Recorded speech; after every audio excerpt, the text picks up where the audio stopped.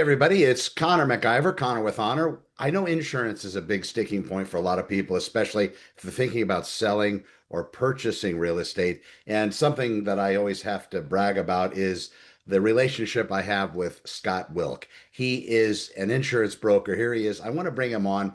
There's been so many times that I've had clients, they brought their own people into the transaction. They have their own insurance, brokers as well. And it's like we get to the sticking point where we're down to the last few days. Even though we started the process of trying to get insurance on a property early, we get down to the last few days and the insurance agent, it's just delaying. So I say, listen, why don't you call Scott and see what he can do? And then all of a sudden it's like a miracle and he gets it done. So I wanted to bring him on to talk about the current industry issues with regard to insurance, and then maybe what potentially is going to happen in the future. How are you, Scott? Good, good. I guess the moral of the story is you should call me first, rather than waiting for them to have other people fail them. And if there's one thing I always brag about, it's my relationship with Connor with Honor. You're very kind, brother. Tell me how does that exactly work? Because I'm sure they have access to some of the same stuff that you do, and yet they can't get it done. Is it what, lack of experience, knowledge? What is it? Not necessarily. So yeah, great question. So there's three different channels that you can get insurance. There is your direct writers. So that's going to be, for example, your AAA, your USAA, where they only have corporate offices. They don't have local agencies. And people need to go direct to them either through their website or calling one of their 800 numbers and sitting on hold for an hour to get through to someone. The next place to go would be the captive channel. So that would be your State Farm, your Farmers, your Allstate, where the agents can offer their own company's products, but nothing really outside the company. And then there's the independent channel. So that's what I am. We have the ability to shop around the market, but there's misconceptions about the independent channel as well. So just because I'm an independent broker does not mean I can go to absolutely anyone in the market. The technical term for it is a carrier appointment. You need a carrier appointment with the company to be able to offer their products, which basically means you're contracted with them to be able to, sell and service their products. And different brokers may not all have the same appointments. So there, from the business perspective, there's two different ways that a broker could do this. I could have hung up my own shingle that said, Scott Wilk Insurance, and then I would own the entire company, and I would have to go to each carrier individually that I wanted an appointment with and apply for a contract. I'd have to stay true to certain sales goals with them. I would have to maintain a certain loss ratio, which means the income provided by the premium needs to have a reasonable ratio with the amount of money they pay out in claims. And for a small local agency, that's just incredibly difficult. And then a lot of brokers partner up with what are called aggregators. So they're larger companies. So I own a branch of TWFG Insurance. So even though I own my local agency here, I've got 16 agents on my staff. I am part of a larger corporation. TWFG is one of the largest insurance brokerages in the country. We're publicly traded on the NASDAQ. And when I started as a broker, I started with a company called Goosehead Insurance. So through them, I got access to 30 different insurance companies.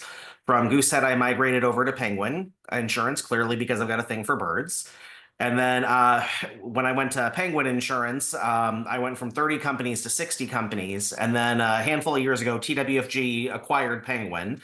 And when I rolled over to them, I went from 60 carriers to over 300 carriers. I actually believe it. I still say 300, but I believe it's about the cap 400. So I have access to more markets than a lot of brokers do. Realtors ask me this all the time. Why are you able to, get things done when all these other brokers couldn't?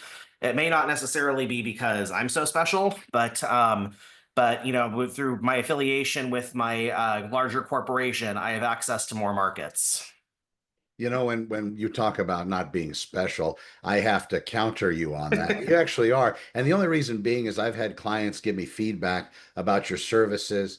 You're just up front. There's no game, there's no extra bolt-on crap. You explain exactly what they need. There's other options in there, but ultimately that is the best way to conduct business. I So I appreciate do appreciate appreciate that. that. Yeah, and, So and before and my mom always says that I'm special. My wife says I'm okay. Well, that's how it has to be. I wanted to ask you, with regard, before we get into the weeds and the sticks with the local home insurance, what Mhm. other types of policies do you have available in case somebody's looking besides just home insurance? Yeah, there's pretty much nothing we don't do. I used to say I don't do health insurance. I've always been licensed for health insurance. I got my life and health licensed right after I got my property and casualty license. And post Obamacare, the health insurance industry kind of became a little bit of a mess. But we did open a branch for health products, specializing in Medicare. But we do have access to all the major medical products as well to help people with their health insurance needs, and a couple of agents in my office do specialize in that. Medicare is something that's going to be really important over the next couple of years. You know, there's thousands of baby boomers retiring every day that need help, and they have a limited window of time they can sign up for Medicare. Often the process is complicated. They don't really understand the benefits. They don't understand what they need. So it's important to reach out to a local agent. And here's the thing that's important. If you don't know, a lot of people don't know, services of brokers are free. So we don't charge any kind of like consulting fee or anything like that to help people. We don't charge any kind of broker fee for, helping you find your coverage. We get paid directly from the insurance carriers that we place your business with, and that lets us be agnostic. And you're able to use our expertise for free and get the help that you need. Commercial is also another big thing we did. When I first started my brokerage back in 2017, I just told people I didn't do commercial because it was just me. And we got a really high volume of home insurance referrals really quickly. It's always been a big need in Santa Clarita. And, I've always been known to have fast service. So I was so inundated with home insurance requests from realtors and lenders that I just didn't have time to work on commercial. I do have a couple of designated agents in my office that just do commercial now as well. So pretty much any insurance need you can think of, we can handle. But I cut my teeth on home and auto, and we have the best relationships in the real estate and lending community. We do a few hundred escrows a month. So that's the thing we're best known for. But anything you need, we can help you with. Yeah, and real estate timeframes are incredibly important. And a lot Mhm. of people, they still don't heed the advice that you give and I give. And I think most agents are on the same sheet of music. So when the balloon goes up, they tell their clients, they say, we should start looking at insurance early. Don't Mhm. wait until like we used to a few days before closing to secure a policy. But people are still not doing that. So I'm glad you have such a large team and you are Mhm. available. You've served my clients very well. Yeah, and in terms of that, I always advise our lender and realtor partners that it's best to take as much out of your client's hands as you can. I mean, I've bought a couple homes myself, so I know it can be a very overwhelming process, and you're still dealing with, your day job. You're still dealing with kids at home potentially. And it can be easy to put things off to the wayside. Buyers always like to procrastinate in getting their docs together. Typically, to get a home quote done, we just need client's name, date of birth, and property address. So, especially our lender partners, as soon as they open escrow, they will send us that information. We will have quotes ready for them. If the clients bring their own insurance they want to use, that's fine. But oftentimes they don't, or they find out at the last minute their insurance company can't insure them, and they already have a backup quote ready for us. No problem, your insurance company can't help you. Here's a quote that our trusted partner did, and it's good to go. So as long as this looks good to you, we can move forward and close escrow on time. There's a company in Santa Clarita called Stress Free Mortgage, and I've worked with them for many years. And one of their clients said to me once, "Wow, they're stress free mortgage and you're stress free insurance." I've always remembered that. I also remember that Linda Fleischman, the owner, once referred to me to another realtor as adorably sweet, and that's always stuck Ah, with me as well. it's all stuck. Very good. Let's talk a little bit about insurance here with regard to real estate, what sellers and buyers need to know, and maybe if you could give us your crystal ball, because I know I guess it was State Farm Mhm. that they agreed to get extra fees, I guess, from the state of California in some manner. I don't understand how it worked, but and a lot Sure. of insurance carriers are pulling out. Do you think everybody's going to be on the fair plan at some point? There's not going to be additional. Are they going to get all the real estate sold from out from under us? So these big mega companies can buy it. We're all renting. Help us, please. Yeah, I have to say one of the things that kept me up at night was thinking that the state of California might try to socialize insurance one day. And on one hand, there's absolutely no way the state could afford that. On the other hand, that's never stopped them before. Oh, So here's the thing: things are getting better. We've been in the middle of the insurance crisis for the last couple of years. We're starting to see more companies come back into the market. We're starting to see new Oh, companies come back into the market, and we're seeing companies come in to fill niches. I actually just had a conference call about an hour ago with a company called Excess Insurance, and they do a really unique product. So Fair Plan, for example, one of the things that a lot of your viewers may not know is they've got a cap of $3 million in total insurance value, or TIV. And what that means is not just the dwelling coverage, but your dwelling, your personal property, your loss of use, all of your line items added together cannot exceed 3 million. And a lot of high value homes are going to need more than 3 million, and a lot of high value homes are in high risk brush zones. okay. So what do we not like as insurance companies? We don't like hillsides, we don't like open space. And what do high value homes often have? They often have, big views or in forest or mountain areas. And what Excess specifically does is they provide coverage above and beyond the 3 million in Fair Plan. So they say we don't have a deductible. Our deductible is a Fair Plan policy. You max out the 3 million on Fair Plan. And then they don't have line items to their coverage either. It's just you just tell us how much money you need in a pot of money, like 1.5, 1.6, 2 million, whatever you need. And once the Fair Plan limits are exceeded, then the customers can start pulling from our pot of money. So really unique idea. I think it's a really great idea. Let's talk about rates a little bit since you asked about rates. I would say 3, 4 years ago, most people didn't know much about how insurance works. And with it Right. being such a hot button issue of the last few years, everyone has gotten a big education on it. But if you're not working in it every day like me, there's a lot of things you don't know. So, first of all, insurance companies cannot set their own rates. A lot of people don't know that. People think, oh, insurance companies are trying to gouge us. Yeah. Um, If yeah, you'll insurance. agree to $500 a month, we can get it, but we could really come down to 300 kind of a thing. Yeah, Got it. insurance is the most regulated industry that we have in the state.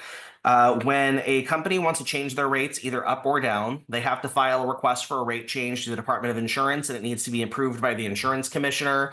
And they don't have to approve the exact amount, so it can either be a yes, a no, or it can change the amount. So you brought up State Farm. I'll use State Farm as an example. In 2017, State Farm asked for a 6.9% increase on rental home rates. Reason why they wanted 6.9%. 6.9% is the most common rate change because once you hit 7%, it triggers a different regulatory process. At Oh, 6.9%, it usually takes about a year to get your rate increase through. 7% or higher can take you up to 3 years to get it through. Which is one of the reasons why, like in 2023, we started seeing, really big spikes because that was basically catching up with COVID. So if rates that were filed in 2020 were hitting in 2023. But anyway, so they asked for a 6.9% rate increase.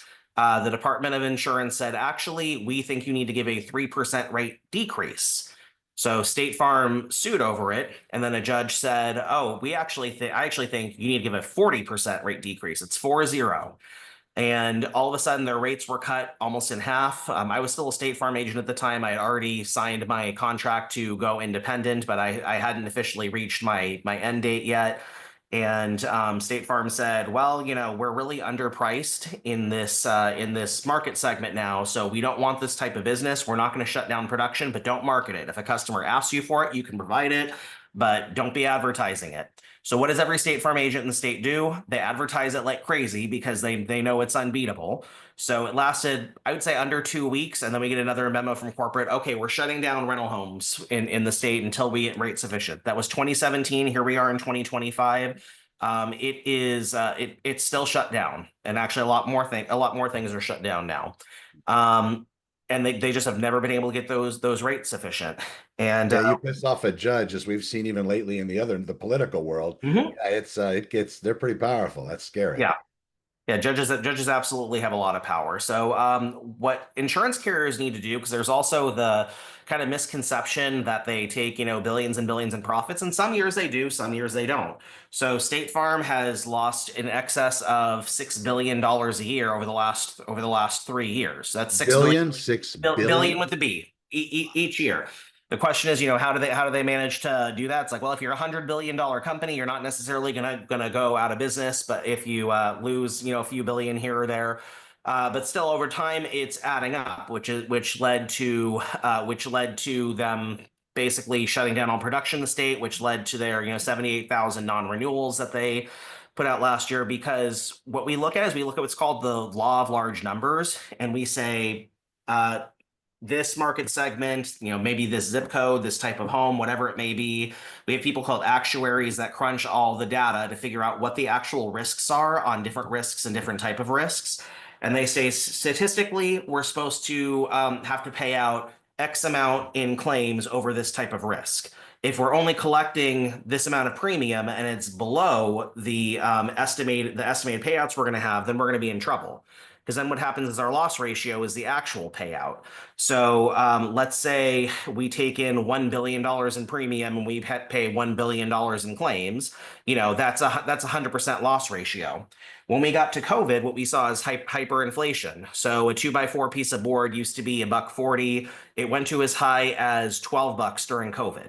So we're looking at literally over a 10x increase. A client of mine who's a plumber, I asked him, hey, I want to hear how hyperinflation is impacting you. Can you talk about how your costs have changed? Like, what does it cost to replumb a house? And he said, if we're looking at a standard, 1,200 square foot, cookie cutter home, parts and materials pre-COVID used to cost him $800. Now they cost in excess of $2,000. And if all of a sudden our materials are doubling, tripling, or going even higher than that, and it takes up to 3 years to get a rate increase, now all of a sudden we are hemorrhaging money. We're paying out way more in claims than we are taking it in premium, and it can literally take years to catch up. So in 2020, Foremost is one of the insurance companies that we work with. They're a branch of Farmers Insurance. Their loss ratio was 173%, which meant for every dollar they were bringing in claims, they were paying out a buck 70. Every dollar they bring in premium, they were paying out $1.73 in claims. That is not speculative. That's not the actuary's predictions. That's actual. And things like that are unsustainable. So that's why we saw big non-renewals. That's why we saw freezes in production, because companies are saying, hey, with what we're charging versus what our actual costs are, if we continue going the way we are, we're going to go out of business. Another thing that's important to talk about is capacity. So you as a realtor, the more customers you have, the better. More escrows mean more money coming in.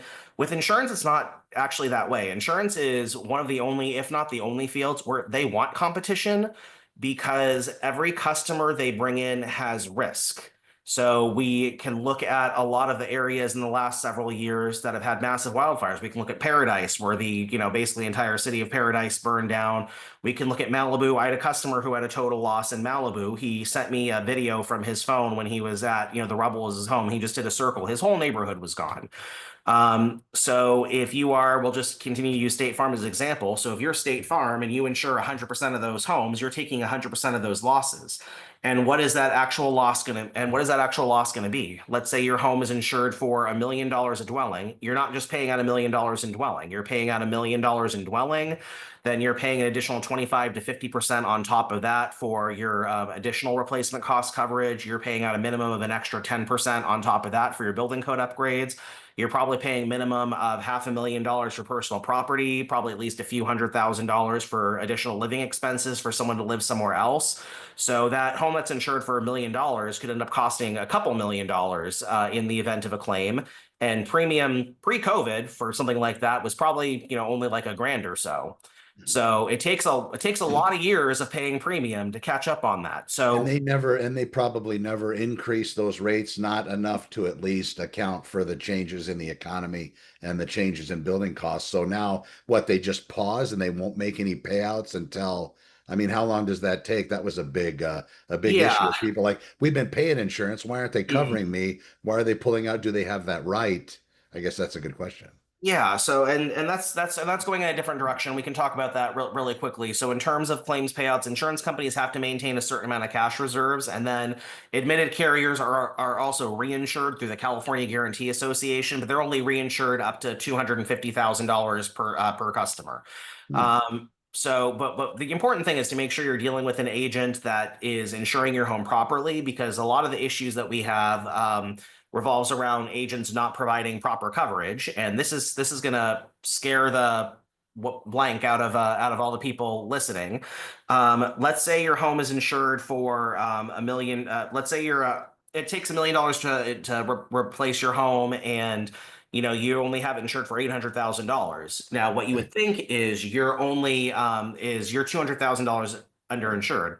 Not true. You're underinsured for a lot more than that, because once you hit the 20% threshold of being underinsured, then co-insurance kicks in, and you are then required to basically pay a 20% deductible on the payment amount.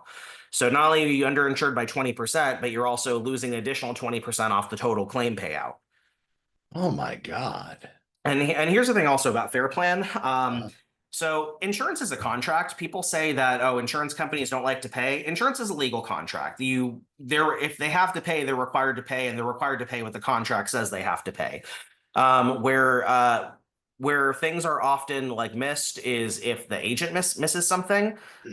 So all of our national carriers, they all have replacement cost estimators built into them, where we've put in all the features of your home and it tells us what the replacement cost should be. And then from there, we insure the home for that amount. Now, Fair Plan does not have a replacement cost estimator built in. Now, again, I hate to keep going back to State Farm, but as a former State Farm agent, I can talk about State Farm because I know. sure. Um, they do not have any kind of wraparound product. So when you get a Fair Plan policy, Fair Plan does not cover everything. A whole homeowner's policy covers about 27 perils on average.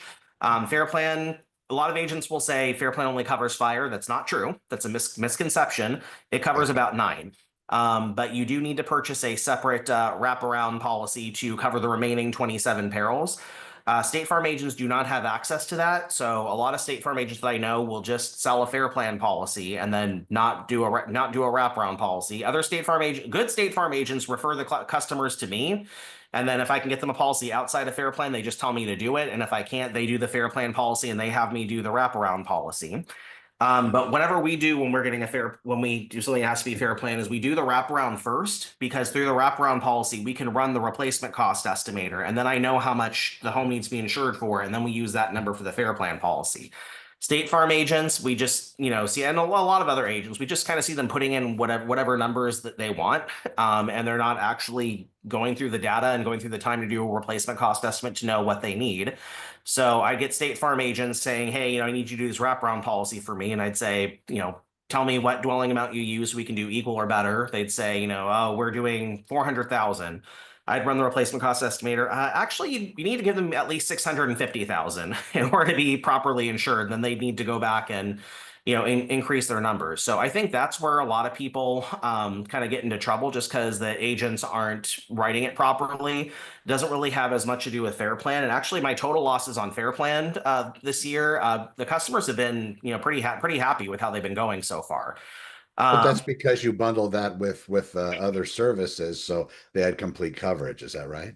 Yeah, but I mean, a fire is not going to fall under the wraparound policy. It's just going to fall strictly under Fair Plan. Okay, okay. So there's a lot of provisions that people don't know about. For example, on Fair Plan, if you have a total loss, you're automatically entitled to get 50% of all your coverage forwarded to you in a check up front. Now, insurance companies always have to get final reconstruction estimates, final numbers for, whatever you lost in your personal property before they can reimburse you for everything. But one of my customers in particular, it was a rental home, so he wasn't able to collect rent from his tenants while they were out. He had a $9,000 a month mortgage on his, Malibu home, and there was a lot of things he was going to need to do as a result of the fire. But he was able to immediately get a check for half of his coverage amount to get him started, help pay for the mortgage in the meantime, and help him do what he needed to do. And as the claim is going on, and as we're uncovering more of the dollar amounts, he's getting additional payments sent out to him.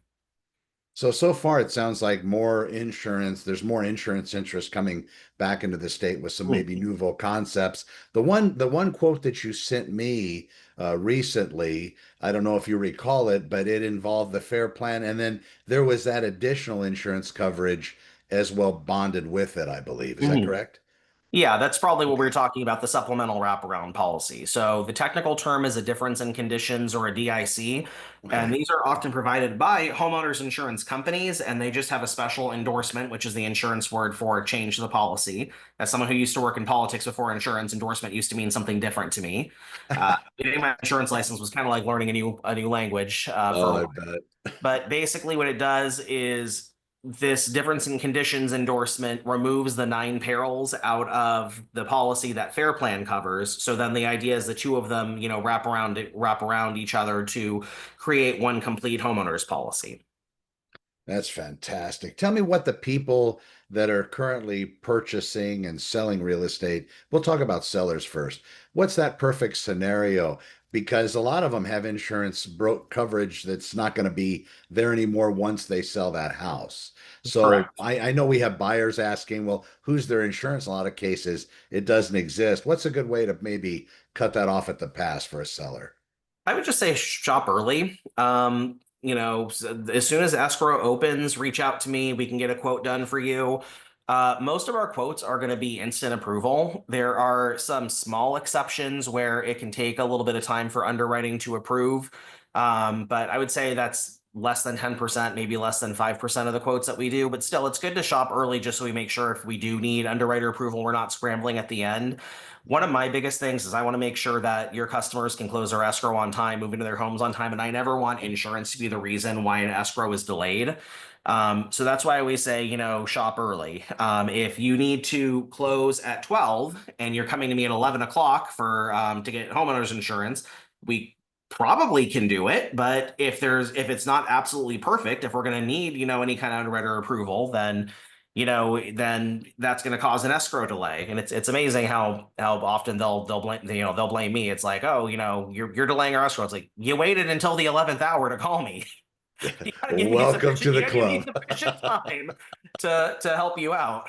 So yeah, that's why my advice is even if the customer has their own insurance company, I advise lenders, realtors, call me first anyway. As soon as you open escrow, so you have a quote right there. If you don't need it, you don't need it. But if you do need it, it's there and it's ready for you. I know I see problems that other agents have, and I commonly come on video and I talk about some of the bait and switch crap that they do. What do you see in the insurance industry besides maybe what we already talked about them not giving enough coverage or kind of ignoring the additional coverage somebody should have and just hoping that nothing happens bad? Besides that, are there any other things people might watch out for when they're talking to somebody in insurance? Yeah, again, I'll refer to the law of large numbers. We know something bad is going to happen to some of our customers. So if you've got, because I mean, there's just going to be claims unless you have no customers. But so if you have bad things in your standard business practices, you're gonna have issues. I would say one of the common things that there's a couple of common endorsements, water backup and service line coverage that are often left out by agents that are optional coverages that can be very important, especially depending on the age of the home. And a lot of agents will leave that off in the name of trying to get a better rate.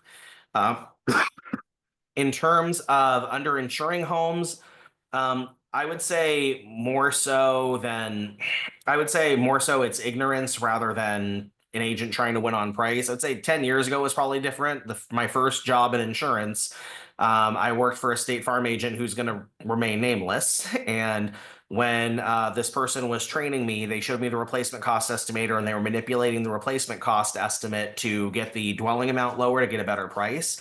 And I said, "Isn't that going to leave the customer underinsured?" And they said, "Oh, well, that would only kick in if there's a total loss, and that never happens." I'm just thinking, I know Yeah. you've been around a lot longer than me, but I'm pretty sure you're wrong. Yeah. So Yeah. I don't really see Don't it you that much. talk, you're new. Yeah, Yeah. yeah. I don't really see that Perfect. that often anymore, but I do notice that a lot of replacement cost estimators tend to run a little bit lower than what the actual costs end up being. So it's not a bad practice for agents to, round up a little bit more and just kind of like double check, price versus the size of the home to make sure that things are properly insured. But I would say it's more ignorance rather than trying to do something unethical. You said something interesting, like how an agent might change the amounts just to try to maybe quote a little bit less Mhm. in the insurance cost. What would somebody look for on this estimate or whatever it's called from an insurance company to be able to align that correctly instead of just believing that, well, agent A was cheaper than agent B. I'm going to go with agent A without Yeah. even because now it's so easy with ChatGPT. You can take two estimates, throw it in there in Mhm. two different files and say which one's better, why. And then they'll say, well, this one has less amounts. That's why the price is better, but maybe you need more amounts. What do they look for? Yeah, so I mean, you can always get a copy of the replacement cost estimator. It should be provided to you from the insurance company. You can always ask it for the agent up front too, Oh, or that's ask good. the agent to make sure they do it with you over the phone, just to make sure that nothing is missed.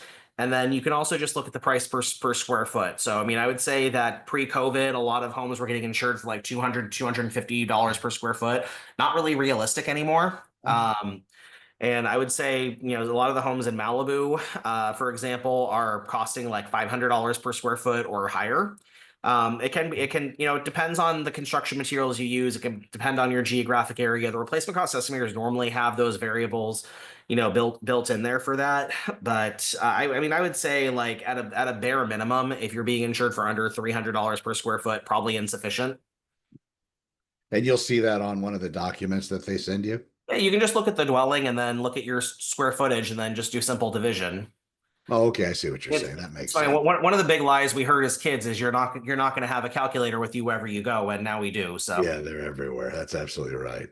Scott, thank you very much. I know that when people watch this, they're very much appreciative of your knowledge and your expertise in the insurance game, plus a lot of other things in life. Where do you see California going here? If you had a crystal ball with regard to insurance in the next, 3 or 4 or 5 years, maybe after election, you think where do you think it's going to go? Is it going to get worse, better?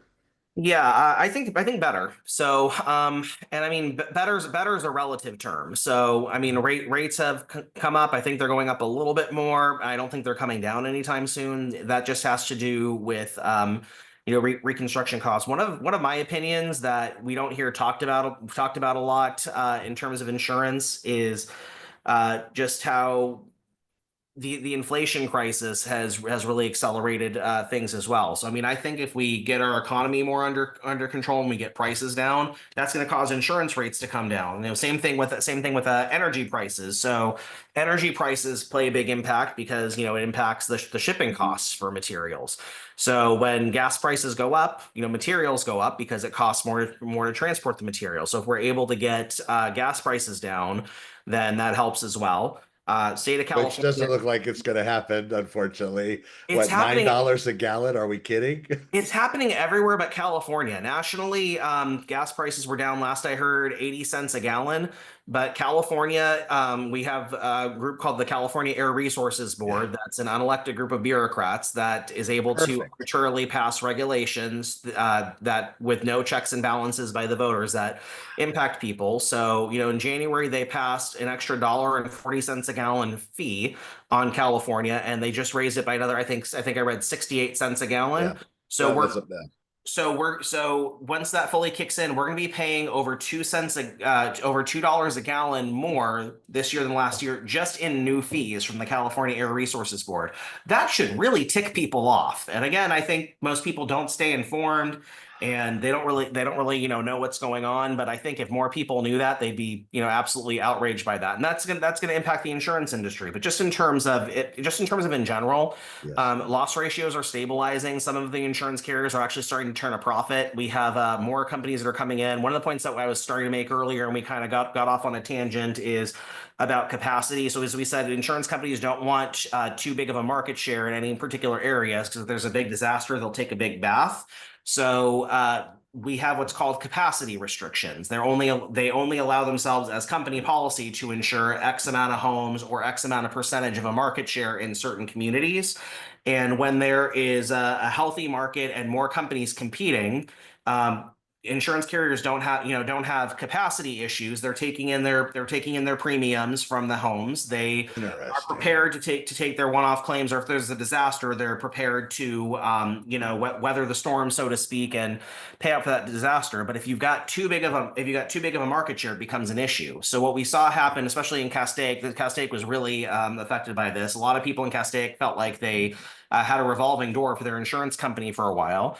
There'd be a company that would non-renew all their business in Castaic. So then the remaining companies that were open would have to eat up that market share, and then they'd feel overexposed and have to non-renew all their customers, and then the remaining companies would eat it up. And that's why we've had such a big problem with capacity in places like Castaic, because it's like dominoes falling. As companies pull out, it puts too much stress on the other companies, and they have to pull out of the market to protect themselves. Wow, that's very interesting, the dynamics of this and how it actually works. And I appreciate you letting us know. I think the most important thing for people is when they reach out to somebody to make sure that they're protected, they get the proper documents from the insurance agent themselves and maybe do a comparison. But you got to look at those numbers. Like you said, there's no Mhm. extra fluff built in because of the high regulation in the Mhm. insurance world, everybody watching. That's something that I didn't realize. I thought it was like a real estate agent. You go to one and he says, well, I'm going to charge you 3%. You go to another and they're going to charge you 2.5, another one two, another one 1.5. And it's like Kmart or Walmart, just going to the lowest fee. But in Right. insurance, it's not that way. Yeah, no, that's illegal. So I mean, it's the same price for the same risk with the same insurance company. If I'm giving you a Mercury quote, another agent can't give you a different price for the same Mercury quote. It could be a different price if the coverage is different. And that's one of the, again, the pet peeve of mine when I've worked with like lenders and realtors in the past, and a customer is working with State Farm or Farmers, whoever it may be. They say, hey, their captive agent's price is too much. What can you do for us? I give a quote that's, better coverage at a fraction of the price. And then they didn't go with me and said, hey, what happens? Like, oh, well, their other agent lowered the rates. Like, well, they can't just lower the rate arbitrarily. In my first year, there was a State Farm agent that did this. Actually, my former boss, the one I was Okay. referencing earlier, that Yes. I'm not naming, Go uh, ahead. uh, basically I said, well, can I, they can't just arbitrarily lower the rate. Can I see the quote? They sent me the quote, and that agent took them from a $1,000 deductible to a $10,000 deductible. Like, well, no wonder why it's lower. They've got a $10,000 deductible now versus my 1,000. And I'd ask them, it's like, hey, isn't your cap for a loan 5,000? Like, I don't think this will even get by your underwriters. And they're like, oh snap, you're right. We got to solve that. But just stupid stuff like that. So I mean, if an agent comes to you and then just says, okay, I was able to just lower your rate, I mean, be skeptical, because that can't happen. If we're trying to lower rates for our customers, I mean, we first of all, we can look at reshopping them and seeing if the market is changing, whoever's best for them Right. change. We're doing a lot less reshops than we used to, because I mean, one, there's A a lot less reshopping is companies. going around to a different insurance provider. Yeah, just having a shop it again for you, because rates are cyclical too. So they go up and down constantly. But right now there's very few companies that are in the market, and we know who's competitive, who's not, who's open for business, who's not. Like Mercury right now is our number one auto insurance carrier by far. If someone asks us, hey, can you reshop my Mercury policy? I'm just like, we're not going to have anything better than that. Anyone else is going to be at minimum $1,000 more.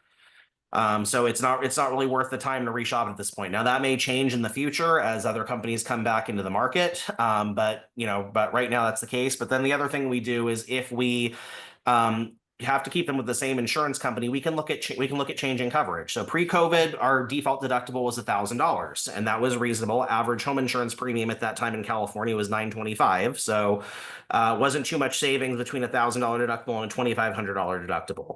Now, with how much rates have gone up in the last few years, now our default is 2,500. Most people are okay with having a little bit of a higher deductible to pay, less on rate. So, some of our customers who we say, hey, your company is the best rate for you right now, but you're at $1,000 deductible. Maybe we can look at going to 2,500. This is what the price difference would be. Are you comfortable with that change? Rather than just making changes and saying, oh, don't worry, I got your rate down, not really disclosing what you did. Boy, there's a lot going on in that market in your world, but it's something that I don't think anybody really realized, that that you're not able to dial up rates and bolt on things besides real tangible things, and it's all contained in all the paperwork that you guys give the client. I think a lot of people don't read it, don't look at it, and Mhm. again, like you said, people not going with you. It's coverage is going to be the same across all boards. What's great about you is you're going to make sure that they are covered, so you don't get that phone call 2 years from now. Then they tell you, hey, listen, what an uncomfortable place that's got to be when an insurance agent doesn't insure somebody for the right amount, and then the travesty happens.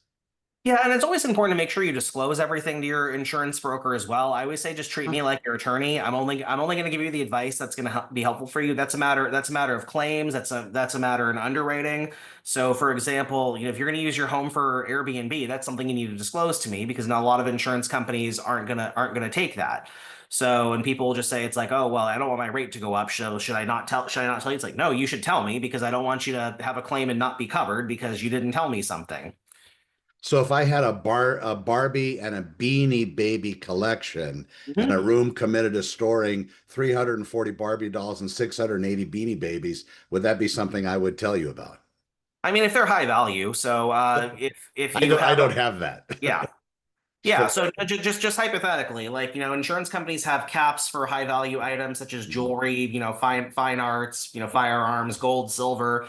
And if you have more than what the sublimits are in the policy, which usually is between 1,500 to 2,500, you need to let your insurance agent know so we can itemize coverage in there. And a lot of people just end up saying, I'm going to self-insure because I don't want to pay more premium to cover these things. That's totally their prerogative. But I'd rather Self-insure meaning they're going to cover it themselves. yeah, yeah. So they're just gonna say, I'm just gonna absorb the risk if something happens, something happens. Like, every married couple, or at least every married couple should have, an engagement ring that has some degree of value. And that's not gonna, more likely than not, that's not gonna be fully covered on the homeowner's insurance policy because it's probably gonna exceed the sublimit for the jewelry value. Now, I would say most people do not have it separately covered. I'd say a lot of people ask about it and look at it, and then they just say, "I don't want to pay more for the homeowner's insurance, so I'm just not going to add it."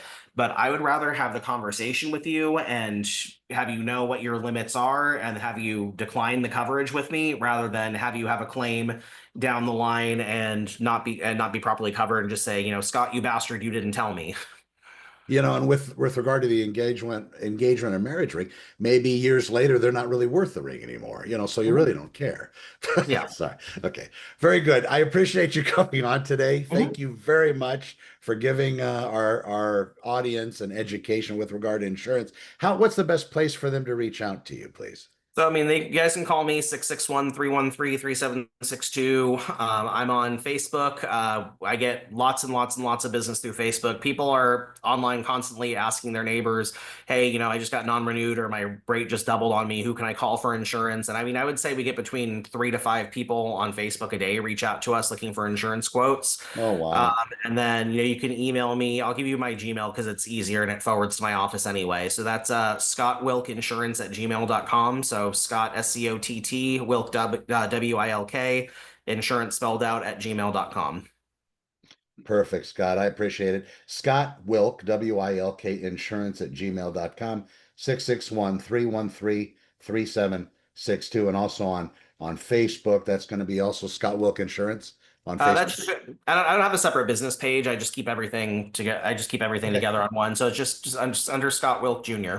Okay, Scott Wilk Jr. I appreciate it, Scott. As always, this is just so timely, and it is perfect for the market, at least educating people with so many changes. And you truly are the consummate insurance expert for all things which are insurance. And I appreciate you taking the time. All right, thank you, Connor. I appreciate you. See you in the next one. Be well. All right, you got it. You too.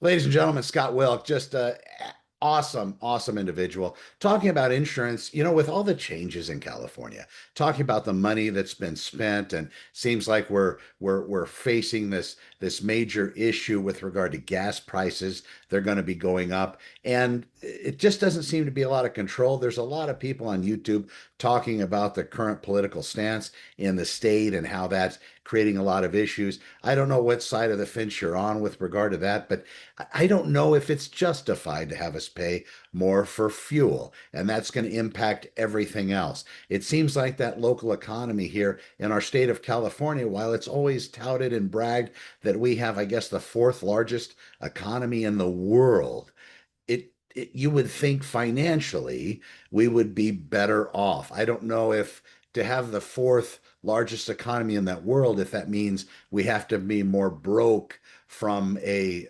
economic level, or if we're actually able to flourish with the right leadership in place. Do your own research. I'm Connor with Honor. I appreciate you watching.